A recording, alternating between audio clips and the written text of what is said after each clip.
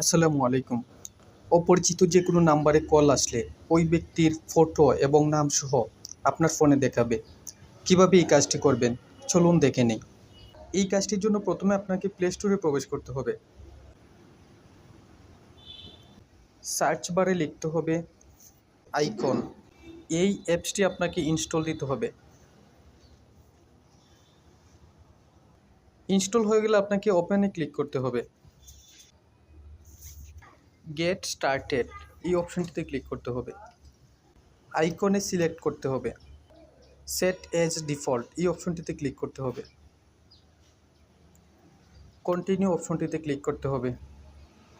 Permission অপশনটি allow করে দিতে হবে।